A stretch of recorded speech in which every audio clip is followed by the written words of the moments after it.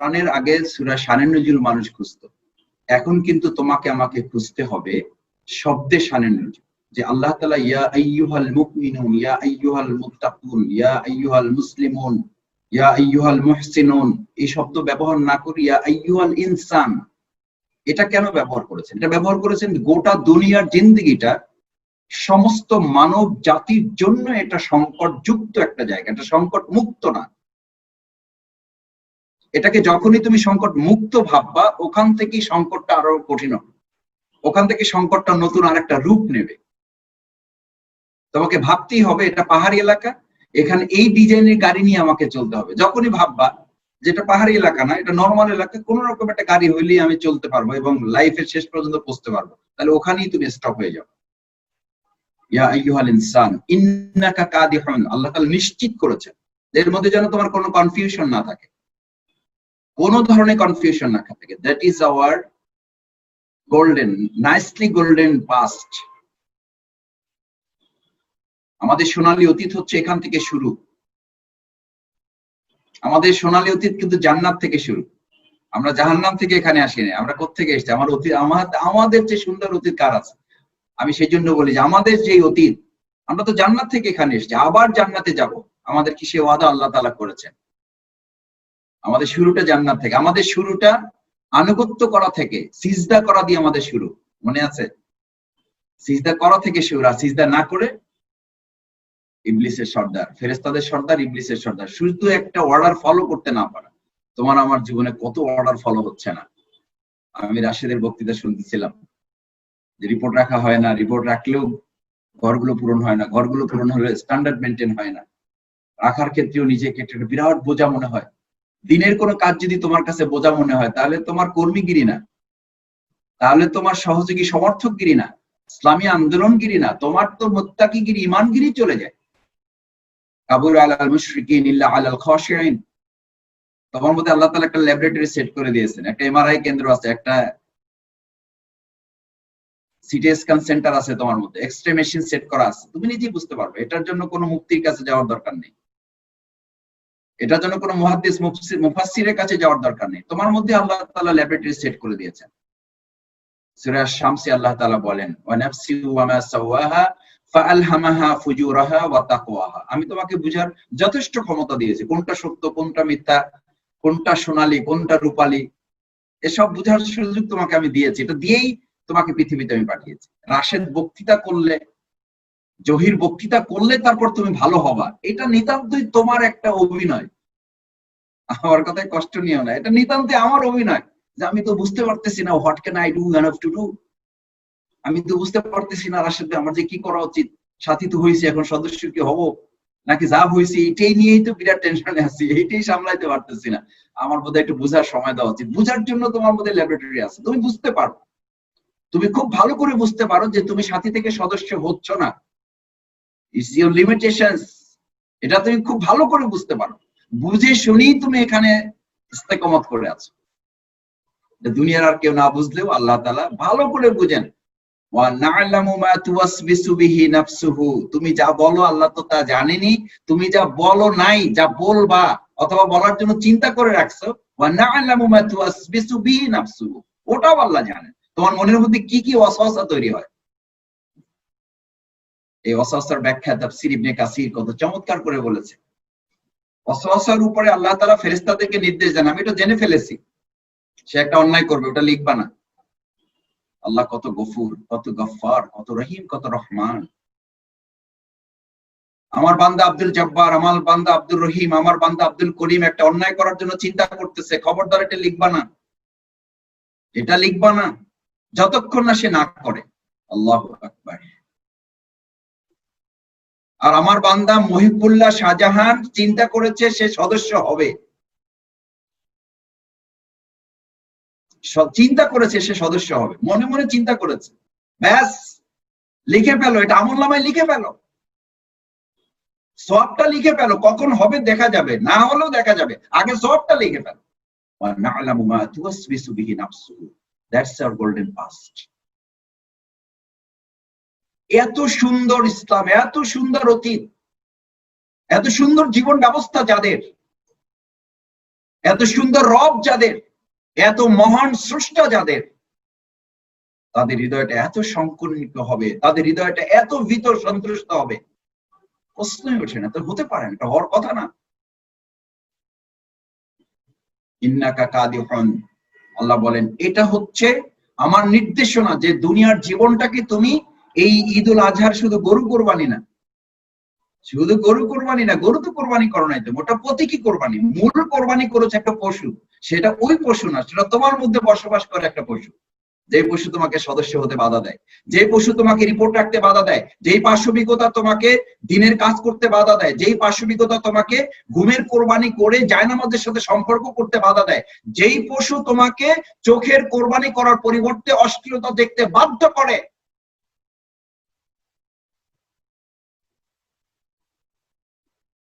তোমার সত্তার মধ্যে দুটো স্ট্রং সত্তা বিরাজমান, অ্যানিমালিটি, মোরালিটি। তুমি অ্যানিমালিটিটাকে জবাই করেছো। এই কোরবানি করার জন্য 21টা পাথর মারতে হয়েছে। কয়টা পাথর? 21টা পাথর মারতে হয়েছে শয়তানের বিরুদ্ধে। এখন তো আমরা পাথর পাথরের উপর মারি, আর তখন তো পাথর পাথরের উপর মারতে হয় নাই।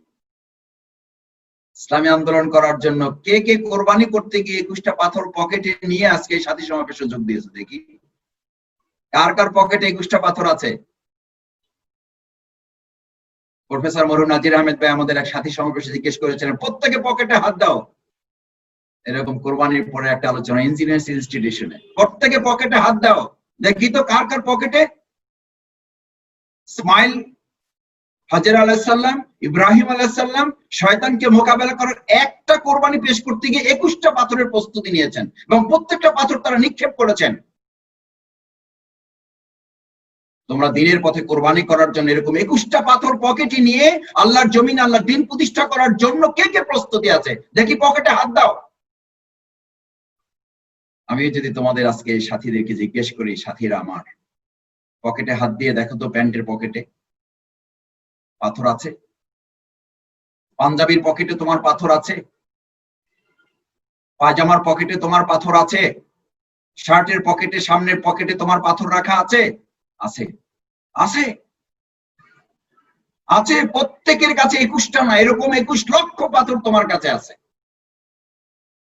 সে পাথর সংগ্রহের বক্তব্যই ঈদুল আজহার মধ্যে দেওয়া হয়েছে। আসলামতু লিরাব্বিল আলামিন, আমি পাথর নিক্ষেপ করার মধ্যে আপনার কাছে কমপ্লিট সারেন্ডার করার জন্য আমার ইচ্ছার কোরবানি করেছি। আমার ইচ্ছা বলতে আর কিছু নাই। কিসের আমার ইচ্ছা? গোলামের আবার, দাসের আবার, চাকরের আবার কিসের ইচ্ছা অনিচ্ছা? কিসের ইচ্ছা অনিচ্ছা? বলে যে ভাই সদস্য হব, বুঝতে তো পারেন না মাসুদ ভাই, আপনাদের সেই শিবির আর এখনকার শিবির, সেই চাপে আসি, মনে করলাম করোনা সংকট আসছে, একটু নিরিবিলি থাকবো। সেই জুম যে কে আবিষ্কার করছে, এই বেটারে যদি পাইতাম, জুম যে আবিষ্কার করছে সেই ব্যাটারে যদি পাইতাম। আমার পরিবারের লোকেরা মাঝে মধ্যে আমার জিজ্ঞেস করে যাচ্ছে, জুম আবিষ্কার কে করছে বলেন তো? আগে তো ভালো ছিল, মাঝে মধ্যে বাইরে প্রোগ্রাম করতেন, ঘরে এসে নিরিবিলি থাকতেন। এখন তো ঘরেই থাকেন বা দরজাটা বন্ধই থাকে। জুম যে কে আবিষ্কার করছে? জুমের তো কোনো সমস্যা নেই, জুম তো আবিষ্কার করছেন আল্লাহ তাআলা বহু আগে। শবে মিরাজের সময় জুম আবিষ্কৃত হয়েছে। এই তথ্য প্রযুক্তি আজকের তৈরি করা না, আল্লাহ তাআলা সেই সময় জুম ব্যবহার করেছেন। আধুনিক তথ্য প্রযুক্তি ব্যবহার করে রাসূল করিম সাল্লাল্লাহু আলাইহি ওয়াসাল্লাম সেই সময়ের প্রতিপক্ষের জবাব দিতে এই আধুনিক তথ্য প্রযুক্তি ব্যবহার শুরু করেছেন। এক সময় তোমাদের কাছে মনে হতো মা ইয়ালফিজু মিন কাওলিন ইল্লা লাদাইহি রাকীবুন আতীদ। একটা সময় তোমাদের কাছে ব্যাখ্যা ছিল কি? কথা বের হয় তারপর রেকর্ড হয়, তাই তো?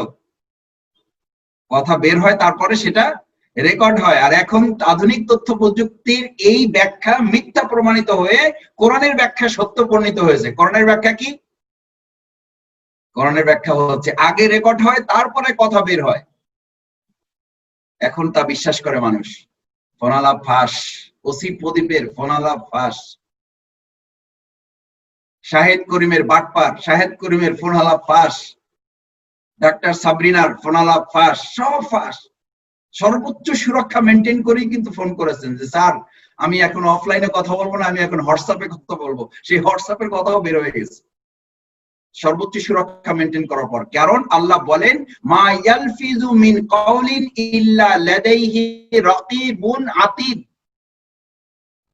তোমার ভাবার কোনো কারণ নেই যে তোমার কাজ, তোমার কথা শুধু জহির ভাই দেখেন, কোনো কারণ নাই। এখন এখানে যুক্ত হয়ে যদি তুমি একটু পাশে বসে নাস্তা করো, কথা হয়তো একটু কম শুনতে পাচ্ছ, অথবা মনে করতেছে যে মাসুদ ভাই কি বক্তৃতা করে, রাশেদ ভাই যা করে এগুলো তো ইউটিউবে পাওয়া যাবে পরে, এক ফাঁকে দেখে নেবো, এখন শরীরটা ভালো লাগতেছে না, একটু আশপাশে থাকি, ফাঁকে কাজবাজও সারি। তথ্য প্রযুক্তির প্রোগ্রামে তো এটা একটা সুবিধা আছে, প্রোগ্রামও চালানো যায় আবার দুনিয়ার সব কাজ সারাও যায়। ধরো আমি যদি এই কাজ করি, এখন জহির ভাইয়ের ক্ষমতা নাই যে সে এটা, এই এখানে 131টি আইডি আছে, এর সাথে আরো অনেক ভাইরা যুক্ত আছে, এই ভাইদেরকে পর্যবেক্ষণ করা জহির ভাই, রাশেদ ভাই, আমার বাপেরও ক্ষমতা নাই, ক্ষমতা নাই। কিন্তু তোমাকে যদি এই অনুভূতি জাগ্রত রাখো, ইন্নাকা কাদিহুন, যে আল্লাহ তাআলা তোমাকে সৃষ্টি করেছেন, আমামা রব্বাহু, তুমি সব সময় তার সামনেই আছো, সব সময় তিনি তোমার সামনে আছেন। তোমার কত বড় সাহস যে তুমি ডুয়েল রোল প্লে করো, তুমি একই সাথে প্রোগ্রামও করো, একই সাথে দুনিয়ার কাজও সব ছেড়ে ফেলো। আল মুমিনু কুল্লু আমালে ইবাদা, আমাদের তো এটা সোনালী অতীত। মুমিনরা যা করবে আল্লাহর সন্তুষ্টির উদ্দেশ্যে, প্রত্যেকটা তার ইবাদতের জন্য। এখন তো তুমি প্রোগ্রামে নাই, এখন তো তুমি ইবাদতে আছো। আল মুমিনু কুল্লু আমালে ইবাদা, এটা তোমার ইবাদত। ইবাদতে থাকলে নামাজও পড়ে আর মানুষ মুরগিও তাড়ায়। আচ্ছা, এক সময় গ্রামে ছিল, আমার ফুপু মারা গেছেন, আল্লাহ তাআলা জান্নাত নসিব করুন। সেই আবেগের যুগে আমরা তখন ছোট, কত ছোট, 8 বছর, 7 বছর, 8 বছর, 9 বছর, দেখতাম তো ওগুলো, তখন মনে আছে কিছু জিনিস, আপনাদের এগুলো মনে থাকার কথা। নামাজও পড়তেছে, হাতের কাছে একটা ঝাড়ুও রাখতো, দরজা খোলা থাকতো, নামাজও চলতো, দরজা খোলা থাকতো, একটা মুরগি ঘরে ঢুকতে পারবে না, প্রশ্নই ওঠে না। আমরা বলতাম ফুপু নামাজও পড়বে আর মুরগি ঘরে ঢুকবে, এটা অসম্ভব, এটা অসম্ভব। এটা তাদের এইরকম ছিল, এর মধ্যে তাদের আন্তরিকতাও ছিল, দরদও ছিল। আমামা রব্বাহু, তোমাকে কেউ দেখেন না, কেউ দেখেন না তোমাকে, কিন্তু তোমার রব তোমাকে দেখেন। এই অনুভূতি যদি তোমার মধ্যে জাগ্রত না থাকে, তাহলে দুনিয়ার কেউ তোমাকে পাহারাদারি করে তোমাকে রক্ষা করতে পারবে না। নোবডি ক্যান হিয়ার, কেউ না। এবং সেখান থেকে আমার ধ্বংস শুরু, যে আমাকে দুনিয়ার মানুষ পাহারাদারি করে রক্ষা করবে, আমাকে জহির ভাই এগিয়ে দিবে, আমার সেক্রেটারি আমাকে রক্ষা করবে, আমার সদস্য আমাকে রক্ষা করবে। সেখান থেকে একজন মানুষের ধ্বংস শুরু। রাসূল করিম সাল্লাল্লাহু আলাইহি ওয়াসাল্লাম হিজরতের জন্য যখন বের হয়েছেন, তাদেরকে দেখতেছে উপর থেকে যারা দেখবে, আর যিনি দেখতে পাচ্ছেন না, হযরত আবু বকর সিদ্দিক রাদিয়াল্লাহু তাআলা। দেখো আমাদের সোনালী অতীতগুলো কত সুন্দর। আবু বকর রাদিয়াল্লাহু তাআলার উপরের প্রতিপক্ষ যারা পাগল পাড়া হয়ে রাসূল সাল্লাল্লাহু আলাইহি ওয়াসাল্লামকে খুঁজছেন, দেখলেই তাকে গ্রেফতার করা হবে না, দেখলেই তাকে রিমান্ডে নেওয়া হবে না, শুধু একটা মামলা দেওয়া হবে না, দেখলেই তার বডি থেকে তার মস্তকটা, তার মাথাটা আলাদা করে ফেলা হবে। এই নেশায় উন্মুক্ত হয়ে যারা খুঁজে বেড়াচ্ছেন, জাস্ট নিচের দিকে তাকালে দেখতে পাবে। সে সময় রাসূল করিম সাল্লাল্লাহু আলাইহি ওয়াসাল্লাম আবু বকর রাদিয়াল্লাহু তাআলা আনহুকে কি বলেছিলেন, কি বলেছিলেন, কি অতীত আমাদের, কি সুন্দর কথা বলেছিলেন। এই কথাটাকে তোমরা বাংলায় কিভাবে নাও, আর আমি আমার জায়গায় থেকে আমি কিভাবে গ্রহণ করার চেষ্টা করি, তুমি তোমার জায়গায় কিভাবে গ্রহণ করবা। That is your message. লা তাহজান ইন্নাল্লাহা মা'ানা। এই তো এতটুকু কথা। আমরা কি বলি? ভয় করো না, আল্লাহ আপনার সাথে আছেন। ইসলামিক স্কলাররা এখন এটাকে এত সুন্দর করে বলেন, এত সুন্দর করে বলেন, তোমার ইমানের চেতনায় বেড়ে যাবে, তোমার জজবায় বেড়ে যাবে, তোমার তাকওয়াগিরি বেড়ে যাবে, তোমার দুনিয়ার সমস্ত ভয় তোমার থেকে বিদায় নিতে বাধ্য হবে। আল্লাহ রাসূল সাল্লাল্লাহু আলাইহি ওয়াসাল্লাম তাকে স্মরণ করিয়ে দিয়ে বললেন, লা তাহজান ইন্নাল্লাহা মা'ানা। আমাদেরকে যারা দেখতে পাচ্ছে আর যিনি আমাদেরকে দেখতে পাচ্ছেন, তুমি কি মনে করেছো আমরা এখানে দুইজন? তুমি তো শুধু আমাদের দুইজন দেখতে পাও, উপরের লোকদেরকে দেখতে পাও, কিন্তু তুমি যাকে দেখতে পাও না, তিনি সব দেখতে পাচ্ছেন। তিনি সব দেখতে পাচ্ছেন এবং তিনি সবকিছু রেকর্ড করছেন, তিনি সবকিছু সংরক্ষণ করছেন। তিনি আমাদের তৃতীয়, যাকে আমরা দেখি না, তিনি আমাদের সবচেয়ে বড় শক্তি। তুমি যাকে দেখতে পাও না, তিনি তোমার সবচেয়ে বড় শক্তি যদি না হয়, এখন তোমাকে অন্যায় থেকে, অশ্লীল থেকে বাঁচার জন্য সবচেয়ে বড় শক্তি যদি না হয়, তাহলে তুমি এটাও ভালো করে মনে রাখো, এটাও ভালো করে মনে রাখো, বিপদের মুহূর্তে তাকে যখন শক্তিশালী করে পেতে চাইবে, তাকে কিন্তু তুমি শক্তিশালী করে পাবে না। 3 যুবকের গুহা থেকে আটকে যাওয়ার পর বের হওয়ার কাহিনী নিশ্চয়ই তোমার মনে আছে, নিশ্চয়ই মনে আছে। তারা 3টি ঘটনার উল্লেখ করেছিল। 3টি ঘটনার মৌলিকত্ব কি ছিল? আমি সেই লম্বা ঘটনায় যাব না, এই জন্য যে এটার পরে আরেকটা প্রোগ্রাম আছে, আজকে খুব লম্বা কথা বলবো না। 3টি ঘটনার মৌলিকত্ব কি ছিল? একটাই মেসেজ ছিল 3টি ঘটনায়। আল্লাহ, এই দৃশ্য দুনিয়ার আর কেউ দেখতেছিল না, এই ঘটনার দুনিয়ার আর কেউ জানতে পারতেছিল না, শুধুমাত্র তোমার সন্তুষ্টির জন্যই আমি এটা করেছি। আর কেউ জানে না, কেউ দেখে না, এটা কেউ আমাকে আটকাতে পারতো না এখান থেকে। শুধু তোমার নির্দেশ, তোমার সন্তুষ্টি, তোমার ইচ্ছাকে বাস্তবায়ন করার জন্য আমি আমার সমস্ত নফসানিয়াতকে কোরবানি করে আমি এই কাজটা করেছি, আমাকে এই বিপদ থেকে বাঁচান। আল্লাহ তাআলা খুশি হয়ে পুরো পাথরটাই তো সরিয়ে দিয়েছিলেন। কেন? কেন বলতো? সে সময় তারা আল্লাহকে শক্তিশালী ভাবে নিজেদের সামনে উপস্থাপন করেছেন, আর আল্লাহ এবার বিপদ উদ্ধার করার জন্য তাদের সামনে আল্লাহ নিজে উপস্থিত হয়ে তাদের পাথরকে সরিয়ে দিয়েছেন। সেজন্য সূরা বাকারার গুরুত্বপূর্ণ মেসেজ হচ্ছে উজিবু দাওয়াতা দাঈজা দাআন ফালইস্তাজিবু লি ওয়াল ইউমিনু বি। তোমার ডাকে আল্লাহ সাড়া দিবেন, এটা কন্ডিশন, কিন্তু তোমাকেও আল্লাহর ডাকে সাড়া দিতে হবে, তাহলে আল্লাহ তোমার ডাকে সাড়া দিবেন।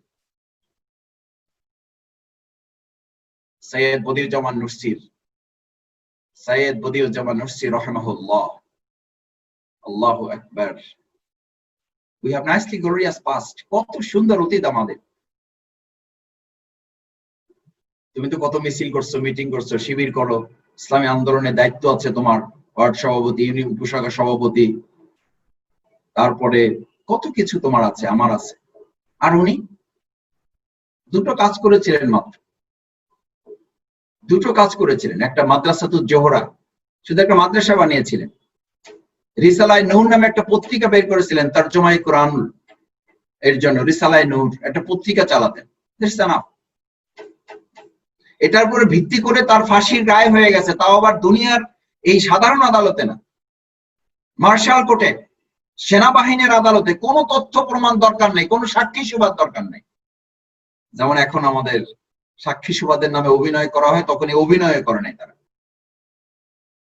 সরাসরি গ্রেপ্তার করে কোর্টে নিয়ে এসে জিজ্ঞেস করা হয়েছে যে আপনার এই পত্রিকা এবং আপনার এই মাদ্রাসা বন্ধ করতে হবে, এবং এটা যা করেছেন তার জন্য আপনাকে দেশদ্রোহিতার অভিযোগে আপনাকে ফাঁসির নির্দেশ। সি রাইট হ্যান্ড সাইড, ডান দিকে তাকান। সি রাইট হ্যান্ড সাইড, ডান দিকে তাকান, দেখা যায় কিছু? দেখা যায়? জানালা দিয়ে তাকান। বিচারালয় থেকে জানালা দিয়ে ডান দিকে তাকানোর নির্দেশ। বিচারপতি বললেন ডান দিকে তাকান, বলছে হ্যাঁ দেখতে পাচ্ছি 15টা লাশ ঝুলে আছে, 15টা লাশ ঝুলে আছে। বিচারপতির নেক্সট কোয়েশ্চেন ছিল you are the 16, you are the 16, আপনি 16তম। ওই 15তম লাশের পর আপনি 16তম। এবার আপনার জন্য একটা সহজ উপায় আছে, আপনি হয় 16তম জায়গায় স্থান নেবেন, না হলে আপনি আরামায়েশের বাড়িতে অবস্থান করবেন, আরামায়েশের বাড়িতে। কিন্তু সিদ্ধান্ত দিতে হবে আপনার এই রিসালায়ে নূর এবং মাদ্রাসাতুজ জোহরার মতো কার্যক্রম থেকে আপনাকে ফিরে আসতে হবে। ইন্নাকা কাদিহুন, নিশ্চয়ই আমি তোমাকে কোরবানির জন্য, ত্যাগের জন্য, কষ্টের জন্য, নির্যাতনের জন্য, নিপীড়নের জন্য, মামলার জন্য, হামলার জন্য, এমনকি ফাঁসির মঞ্চে দাঁড়াবার জন্যই আমি তোমাকে পৃথিবীতে সৃষ্টি করেছি। এই জন্যই ইন্নাকা কাদিহুন, এটাই আমাদের অতীত। সৈয়দ বদিউজ্জামান নুরসি রাহিমাহুল্লাহ ওই 16তম লাশের ফাঁসির কাষ্ঠের দিকে তাকিয়ে বুকে হাতটা রেখে শক্তি যতটুকু ছিল সবটুকু দিয়ে চিৎকার করে বলেছিল, আমার রিসালায়ে নূর আর মাদ্রাসাতুল জোহরার জন্য আমি এখানে আসি না, আমি এসেছি আল্লাহর জমিনে 1000 নির্দেশ, 1000 আদেশ, 1000 নিষেধ বাস্তবায়নের জন্য। যদি 1000 বার আমাকে জীবন দিতে হয়, আবার 1000 বার আমাকে ফাঁসির মঞ্চে দাঁড়াতে হয়, আমি 1000 বার ফাঁসির মঞ্চে দাঁড়াতে প্রস্তুত। তারপর একবারের জন্য আমি এখান থেকে এক চুল পরিমাণে সরে দাঁড়াবো, এক চুল পরিমাণ। That is honestly glorious past.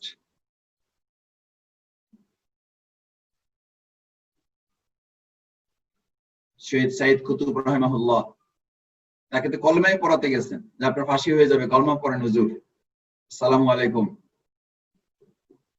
কলমা পড়েন। বলেছে আপনি কলমা পড়ানোর জন্য এসেছেন, আপনাকে কে পাঠিয়েছে? সরকার পাঠিয়েছে। বলছে এটা মানে কি হিসাবে? বলছে এটা আমার চাকরি। বলছে এই কলমা পড়ানোর কারণে সরকার আমাকে বেতন দেয়, এই কালিমা পড়ানোর জন্য সরকার আমাকে বেতন ধার্য করেছেন।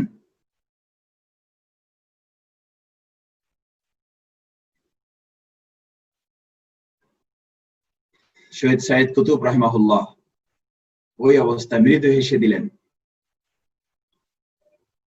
মৃদু হেসে দিয়ে বললেন, হুজুর আপনি কলমা পড়ান যে সরকারের অধীনে, সেই সরকার কলেমা পড়ার কারণে আপনাকে টাকা দেয়, আর ওই একই কালিমা পড়ে বুঝে তার অর্থ বাস্তবায়ন করতে গিয়েই আজকে আমাকে ফাঁসির মঞ্চে দাঁড়াতে হচ্ছে। আপনার কলেমা পড়ানোর প্রয়োজন নয়, কলেমা আমি পড়ে নিয়েছি। আপনি জান আপনার কলেমার সাথে আমার কলেমার আকাশ এবং জমিন পার্থক্য, আকাশ এবং জমিন পার্থক্য। আপনি কলেমা পড়ার জন্য সরকারের কাছ থেকে বেতন পান, আর এই কলেমার জন্যই আপনাকে ফাঁসির মঞ্চে আমাকে আজকে দাঁড়াতে হচ্ছে। ইন্নাকা কাদিহুন ইলা রাব্বিকা কাদহান, ইলা রাব্বিকা কাদহান, এটা রবের পথ। রবের পথটাই হচ্ছে এরকম, রবের পথটাই হচ্ছে ত্যাগ এবং কোরবানি, নির্যাতনের পথ। ঈদুল আজহা শুধু একদিন শেষ হয়ে যায় না, ঈদুল আজহা প্রতিনিয়ত, প্রতি মিনিট, প্রতি ঘন্টা, প্রতিদিন, প্রতি সপ্তাহ, প্রতি মাস, প্রতি বছর আপনার জীবনে চলমান। যদি তাই হয় তাহলেই কেবল আমাদের সোনালী অতীত ছিল, বর্তমান সোনালী হবে, ভবিষ্যৎ উজ্জ্বল একটা সোনালী আমাদের জন্য অপেক্ষা করছে। আমাদের সোনালী অতীত শুধু ওই পর্যন্ত থেমে থাকছে না, আমাদের সোনালী বর্তমান তৈরি হবে, আমাদের একটা উজ্জ্বল ভবিষ্যৎ তৈরি হবে। সেই উজ্জ্বল ভবিষ্যৎ তৈরি করার জন্যই আজকে এখানে সাথী ভাইদেরকে সিদ্ধান্ত নিতে হবে। আমাদের সোনালী অতীত তো হচ্ছে সেখান থেকে আপনি যখন শুরু করেছেন আপনার পৃথিবীতে যখন আগমন, সূরা আরাফের 172 নম্বর আয়াত, আমাদের সোনালী অতীত ভালো করে পড়ে দেখবেন। ইমাম জুন্নুন রাহিমাহুল্লাহ বলেন, আমি 172 নম্বর আয়াত যখন পড়ি তখন তো আমার সেই বায়াতের শপথের শব্দগুলো আমার কানে এখনো বাজে। 172 সূরা আরাফ। আমাদের এক দায়িত্বশীল ইঞ্জিনিয়ার ইনস্টিটিউশনে এক সাথী সমাবেশে আমাদেরকে ধরে ধরে জিজ্ঞেস করতেছিলেন, যেমন আমি যদি তোমাদের এখন এখানে গ্যালারির দিকে জিজ্ঞেস করি, সুলাইমান তোমার সাথী শপথ কবে? সালাম ভাই আপনার সাথী শপথ কবে? সুলাইমান কবির ভাই আপনার সাথী শপথ কবে? মাজহারুল ইসলাম ভাই আপনার সাথী শপথ কবে? একটা ডেট আপনারা বলবেন না? বলবেন, বলবেন না? বলবেন। নুরুল আমিন ভাই সাথী শপথ কবে? একটা ডেট বলবেন আপনি। জহিরকে যদি জিজ্ঞেস করি, জহির তোমার সদস্য শপথ কবে? একটা শপথের ডেট কিন্তু সে বলবে। এর একটা ডেটও ঠিক নাই, একটাও না, আমারটাও ঠিক নাই, তোমারটাও ঠিক নাই, এর কোনো ডেটই নাই। এগুলো তোমার সাথী শপথের ডেট প্রথমেই নির্ধারিত করা আছে। সূরা আরাফ 172 নম্বর আয়াত, ওয়া ইজ আখাযা রাব্বুকা মিন বানি আদম, আমি যখন বনি আদমকে সৃষ্টি করেছি, বনি আদমকে যখন সৃষ্টি করেছি তখনই সিদ্ধান্ত দিয়েছি। ওয়া ইজ আখাযা রাব্বুকা মিন বানি আদম মিন যুহুরিহিম যুররিয়াতাহুম ওয়া আশহাদাহুম আলা আনফুসিহিম, নট কালেক্টিভলি, অ্যাবসলিউটলি পার্সোনালি। সামষ্টিকভাবে জিজ্ঞেস করা হয় না যাতে 2-4 জন বাদ পড়ে যেতে পারে। এমন না যে তুমি 2-1 জন বাদ পড়ে গেছো, তুমি এর মধ্যে ছিল না। এই সমাবেশে হাজার লক্ষ কোটি মানুষের সমাবেশ থেকে তুমি 2-4 জন বাদ পড়ে গেছো, তোমার কাছ থেকে ওয়াদা নেওয়া হয় নাই, ব্যাপারটা এরকম না। আলাস্তু বিরাব্বিকুম আলা আনফুসিহিম, আলাদা আলাদা ভাবে ব্যক্তিগতভাবে প্রত্যেকের কাছ থেকে ওয়াদা নেওয়া হয়েছে। প্রত্যেকের কাছ থেকে এই অঙ্গীকার নেওয়া হয়েছে, শপথ নেওয়া হয়েছে, বায়াত, এই অঙ্গীকার আমরা করে এসেছি। এই জন্য আমি ছাত্র শিবিরে থাকতে বলতাম, এখন বৃহত্তর আন্দোলনে বসি, এখন বৃহত্তর আন্দোলনে বলি এটা যে তুমি ছাত্র, তুমি যে ছাত্র শুধু না, তুমি তো শিবির করো শুধু কর্মী না, তুমি শিবির করো তুমি শুধু সমর্থক না, তুমি শিবির করো তুমি চূড়ান্ত শপথের অধিকারী। তোমার জন্মই হয়েছে শিবিরের সদস্য হয়ে, তোমার জন্মই হয়েছে চূড়ান্ত শপথ নিয়ে। আলাস্তু বিরাব্বিকুম, আলাস্তু বিরাব্বিকুম, তোমাকে প্রশ্ন করা হয়েছে, আমি কি তোমার রব, আমি কি তোমার সমস্ত কিছুর মালিকানা আমার কাছে? তুমি কি জবাব দিয়েছিলা? যে দেখি পরিস্থিতি কি হয় গিয়ে জানাচ্ছি, একটা ইমেইল নাম্বার দিয়ে দেন, খোঁজখবর নিয়ে পরিস্থিতি বিবেচনায় এর জবাবটা দেখি ইনশাল্লাহ সেন্ড করে দেব। একটু আলাপ আলোচনা করে দেখি এই কথা কে কে বলেছে, কে কে বলেছো এই কথা। সাফ সাফ জবাব ছিল আলাস্তু বিরাব্বিকুম, স্পষ্ট জবাব ছিল কলু বালা, ইয়েস ইয়েস, আমি আপনার গোলাম। গোলামে আবার ইচ্ছা অনিচ্ছা কি? কলু বায়ানা, শপথ হয়েছে কিসের উপরে? কলু বায়ানা, কিসের উপরে শপথ হয়েছে? হাদিসে তার ব্যাখ্যা উল্লেখ করা হয়েছে। সাথী ভাইদের এই শুধু শপথ কি কোন কোন বাক্যের উপরে হয়েছে, এই বাক্য কয়েকটা উল্লেখ করে আমার কথা শেষ করতে চাই। That is the natural glorious past. এখান থেকে আমাদের অতীত শুরু। কিসের তোমার গত বছর, কিসের তোমার 10 বছর 15 বছর আগের কথা, কিসের তোমার 71 সাল? Don't believe that. এসব 71 সাল আমরা মানি? মিশরের জীবনে কোন 71 সাল আছে?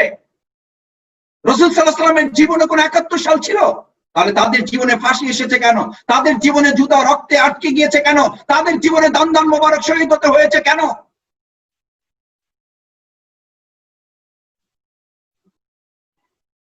আমাদের অতীত এখান থেকে শুরু না, আমাদের অতীত সেই ওখান থেকে শুরু। আলমে আরো যখন রুহের জগতে তুমি, রুহের জগতে যখন তুমি, সেখান থেকে তুমি সদস্যের শপথ নেওয়া।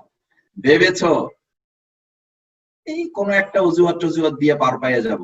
সাথী যা হয়েছে একবারে তো খারাপ না, সাথী হয় কয়জন? আল্লাহ তাআলা ওই ক্লোজও ফুল স্টপ দিয়ে শেষ করে দিয়েছেন। ক্লোজটা কি? ক্বালু বালা আন তাকুলা ইয়াউমাল কিয়ামাতি ইন্না কুন্না আন হাযা গাফিলিন। যাতে গাজীপুর মহানগরীতে গিয়ে বলতে না পারো যে জহির ভাই যদি আরেকটু তত্ত্বাবধানটা বাড়াইতো তাহলে কিন্তু আমি সদস্য হয়ে যেতাম। আমাকে কিন্তু সেইভাবে ধরে নাই, বুঝছেন মাসুদ ভাই?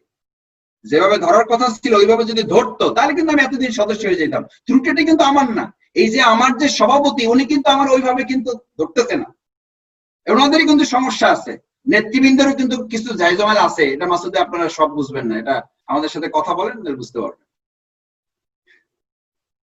আপনার যেই জয়জামেলা আছে সব জয়জামেলার সেন্টেন্সটা দিয়ে আল্লাহ তাআলা ফুল স্টপ বসাই দিয়েছেন। আনতাকুলা ইয়াউমাল কিয়ামাতি ইন্না কুন্না আন হাযা গাফিলিন।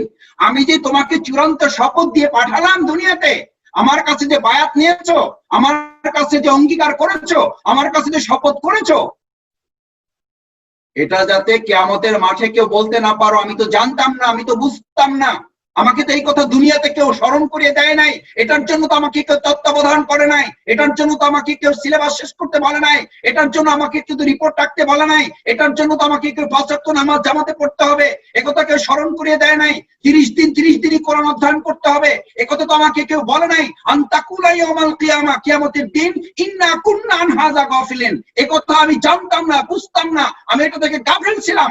এই অজুহাত তুমি যাতে পেশ করতে না পারো, তোমার সব ধরনের অজুহাতে ফুল স্টপ বসিয়ে দিয়ে আমি আল্লাহ তাআলা জন্মগতভাবে সৃষ্টিগতভাবেই তোমাকে আমি সদস্য করে পৃথিবীতে পাঠাবো। তুমি জন্মগতভাবে শিবিরের সদস্য, তোমার সৃষ্টি হয়েছে চূড়ান্ত শপথের অধিকারী হয়ে।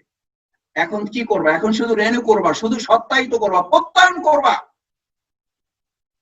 এই জন্য তো আল্লাহ তাআলা বলেন শপথ তো তুমি জহিরের কাছে নাও না, শপথ তো তুমি সিরাজ ভাইয়ের কাছে নাও না।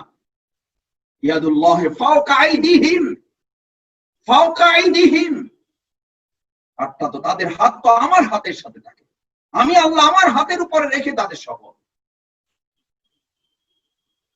সেই শপথ নিতে তোমার যদি কোনো বিলম্ব থাকে, তোমার যেন অজুহাত ঠিক করা থাকে, তোমার যেন ওজোর ঠিক করা থাকে, তুমি যেন তার জন্য প্রস্তুত থাকো। সূরা আরাফের এই নির্দেশনা তোমার সামনে থাকার পরেও যেন তোমার প্রস্তুতির ক্ষেত্রে কোনো গাফলাতির জন্য তোমার যেন ওজোর ঠিক করা থাকে। কোন ওজোর? কোন ওজোর? আমাদের সেই অতীত ওজোর। আব্দুল্লাহ ইবনে মাকতুম রাদিয়াল্লাহু তাআলা অন্ধ সাহাবী, শরীয়ত হুজুরের ভিত্তিতে যুদ্ধ থেকে তার ছুটি, লড়াই থেকে তার ছুটি, যুদ্ধের ময়দান থেকে তার ছুটি, শরীর ভিত্তিতে তার ছুটি। আব্দুল্লাহ ইবনে জামুর রাদিয়াল্লাহু তাআলা তার দুই পা নেই, তিনি ছুটি। আম্মার ইবনে ইয়াসির 90 বছর বয়স, মাজুর। তোমরা তো এখন থার্ড ইয়ারে উঠলে মাজুর হয়ে যাও। ভাই বহুত হয়েছে, আর কত বুঝেন না? 6 বছর ধরে সভাপতি। আমরা তাকে বলি যুবক মাজুর আর কি। যুবক মাজুর চেনো? কয় ভাই এক শাখায় আসি 3 বছর ধরে, আর কত মাজুর হয়ে গেছে। 3 বছরে মাজুর, 25 বছরের মাজুর, 27 বছরের মাজুর হয়ে গেছে। আব্দুল্লাহ ইবনে জামু দুই পা নেই। আম্মার ইবনে ইয়াসির 90 বছর বয়সে সিফিনের যুদ্ধে শহীদ। That is our nicely glorious past. এটা আমাদের অতীত। আব্দুল্লাহ ইবনে মাকতুম অন্ধ সাহাবী, যুদ্ধের ময়দানে কাদিসিয়ার যুদ্ধে শহীদ হয়েছেন। এটা আমাদের অতীত। কিসের অজুহাত তোমার? কিসের ওজোর আপত্তি তোমার? এই ওজোর আপত্তি দিয়ে তুমি জহিরকে বুঝাতে পারবা, তুমি রাশেদকে বুঝাতে পারবা, তুমি শফিকুল ইসলাম মাসুদকে বুঝাতে পারবা, তুমি ভাইকে বুঝাতে পারবা, তুমি সালাউদ্দিন আইয়ুবীকে বুঝাতে পারবা। কাল কিয়ামতের দিন তুমি কি যুক্তি পেশ করে কাকে বুঝাবা? يوم لا تملك نفس لنفس شيئا والامر يومئذ لله لمن الملك اليوم। যেদিন আল্লাহ ঘোষণা করবেন আজকে কারো কোনো কথা শোনা হবে না। আমল বের করো, বের করো আমল, কোনো কথা শোনা হবে না। আল-ইয়াওমা নাখতিমু আলা আফওয়াহিহিম, এগুলো প্রত্যেকের মুখে মোহর মেরে দাও, তালা মেরে দাও মুখে। আর তুমি তো প্রস্তুতি নিয়েছো, কত যুক্তি আছে আমার। আহা ভাই, যদি সুযোগ দেন তাহলে আরো দুইটা কথা বলার আছে। মুখে বলে দুইটা কথা, আঙ্গুল তিনটা দেখাইতেছে। আমি বললাম ভাই দুইটা কথা বলতেছেন, আঙ্গুল যে তিনটা, ওই যে ভাই পরে আরো দুইটা যোগ হইতে পারে, তো ওই জন্য এখানে একটা বললাম আর এখানে দুইটা দেখাইলাম। যুক্তি আরো আছে। এবং যুক্তি পেশ করতে গিয়ে মাসুদ আলহামদুলিল্লাহ, যুক্তি পেশ করতে গিয়ে আমার ব্রেন খুলে যায়। আল্লাহর কি খাস মেহেরবানি। আমি বললাম মেহেরবানি, এটা তোমার মেহেরবানি। এই যুক্তি করতে গিয়ে তো ব্রেন খুলে গেছিল ইবলিসের। আনা খায়রুম মিন, আমি তারে কেন সিজদা করবো, আমি ভালো।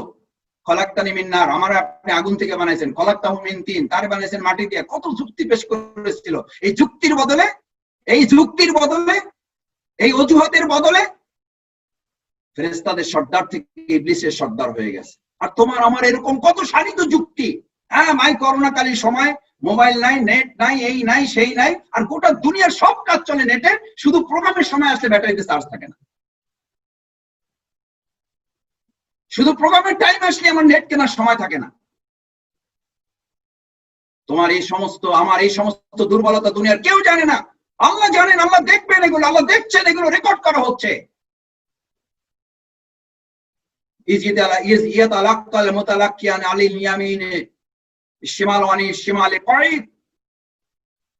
তোমার ডানে, তোমার বামে, এগুলো সব সংরক্ষণ করা হচ্ছে,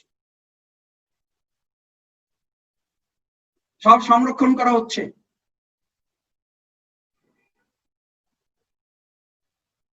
কি শপথ নিয়ে এসছো তুমি? সেই শপথের 4টা কথা তোমাকে বলে শেষ করে দিচ্ছি। কলু বায়ানা, তাদের কাছ থেকে শপথ নেওয়া হয়েছে। এই শপথ নেওয়া হয়েছে কলু বায়ানা ফিমা আহিবা ওয়া কারেহা, তোমার পছন্দ অপছন্দ।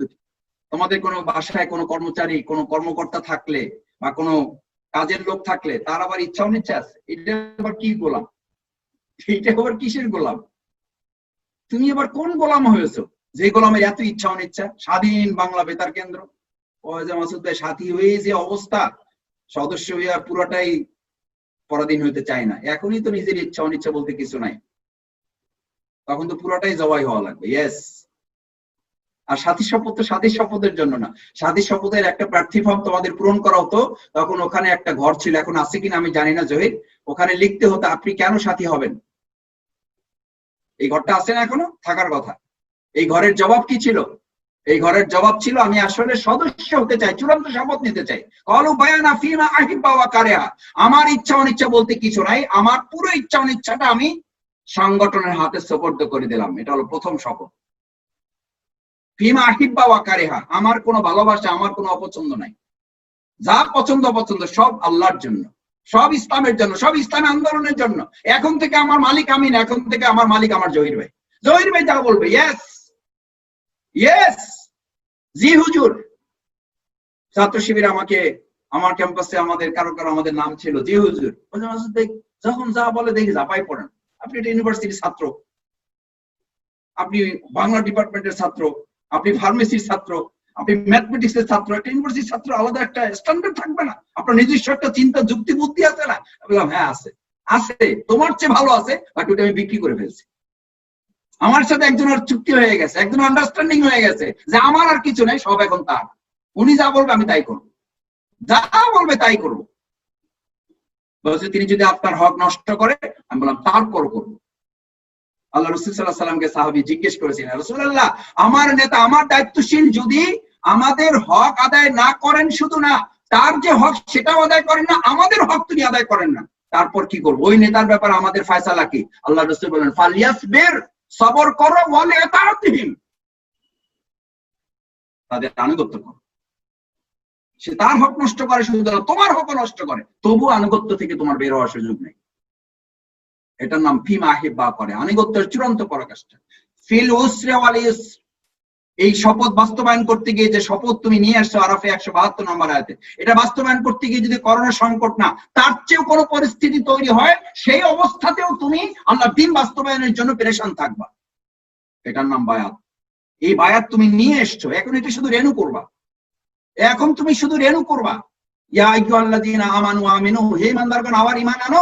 ওইরকম আমরা বলি, হে বায়াত করা লোক আবার বায়াত গ্রহণ করো, একটু দুর্বল হয়ে গেছে আবার করো। তোমাকে শুধু এই কথাটাই বলা হয়, তুমি বায়াতবদ্ধ লোক। তোমাকে আলময় আরোহা, রুহের জগতে থাকা অবস্থায় যখন বডি একটার তৈরি হয় নাই, তখনই তোমাকে বায়াত দেওয়া হয়েছে। এই তো সোনালী অতীত, এটাই হচ্ছে তোমার পাস্ট, এটাই হচ্ছে তোমার অতীত, এটাই হচ্ছে তোমার পিছনের কথা। তাহলে তুমি বর্তমান এবং ভবিষ্যৎ কিসের উপরে তৈরি করছো? এটা ঠিক নাই বলি তো আমাদের অন্য কিছু ঠিক থাকছে না। আমাদের গোলামগিরি ঠিক রাখতে কোনো ডাক্তারগিরি কোনো মূল্য নেই। আল্লাহ রাসূল বলেন আব্দুহু ওয়া রাসূলুহু, আমি আগে রাসূল না আগে গোলাম, তারপরে রাসূল। রিসালাতের দায়িত্ব পালন করতে আগে গোলাম হতে হয়, আগে চুক্তিটা নবায়ন করতে হয়, আগে দাসত্বটাকে কনফার্ম করতে হয়, তারপরে রাসূলগিরি করতে হয়। সভাপতিগিরি করতে হলে আগে দাসগিরি ঠিক করতে হবে, সাথীগিরি করতে হলে আগে গোলামগিরি ঠিক করতে হবে। আর সেটার নাম হচ্ছে বায়াত, সেটার নাম হচ্ছে চুক্তি, সেটার নাম হচ্ছে নিজেকে আব্দুল আল্লাহর গোলামে পরিণত করা। ফিল উসরি ওয়াল ইউসর, এটা কঠিন হলো করবা, সহজ হলো করবা। ফিল ইউহি ওয়া ইউমিত, জীবন মৃত্যুর সন্ধিক্ষণ যদি এর মাঝে চলে আসে, তারপরে কোবরা।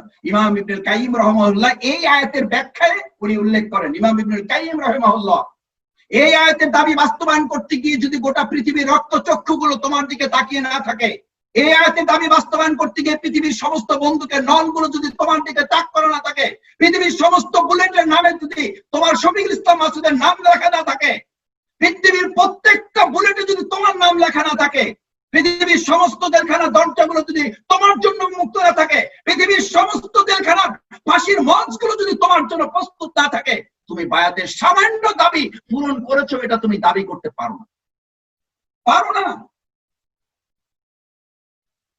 সূরা আরাফের ওই সামান্য বায়াতের দাবি কেউ পূরণ করলে পৃথিবীর সমস্ত ফাঁসির মঞ্চ তোমার জন্য প্রস্তুত থাকবে, পৃথিবীর সমস্ত জেলখানা দরজাগুলো তোমার জন্য উন্মুক্ত থাকবে, পৃথিবীর সমস্ত বন্দুকের নলগুলো তোমার বুকের দিকে তাক করা থাকবে, পৃথিবীর সমস্ত বুলেটে তোমার নাম লেখা থাকবে, পৃথিবীর সমস্ত জালিমের রক্তচক্ষুগুলো তোমার দিকে তাকিয়ে থাকবে।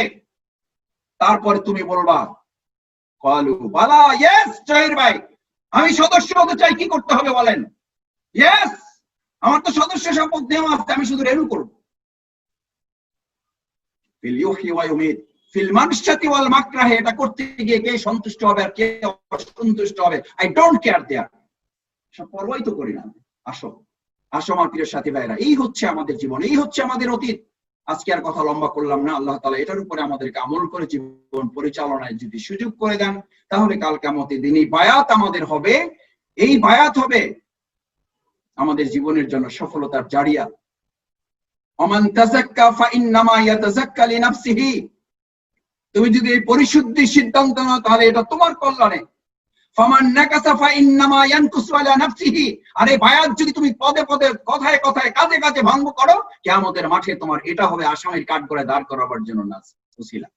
এই বায়াতই তোমাকে আসামির কাঠগড়ায় দাঁড় করাবে। এই তুমি গোলাম ছিল না, তুমি এই বায়াত নেওয়া ছিল না যে তোমার পছন্দ অপছন্দ নাই, তোমার কোনো ইচ্ছা অনিচ্ছা নাই, তোমার কোনো ভালো লাগা না ভালো লাগা নাই, তোমার জীবন তোমার সম্পদ সবকিছু তো মালিক আল্লাহ, তোমার কাছে শুধু আমানত রাখা হয়েছে।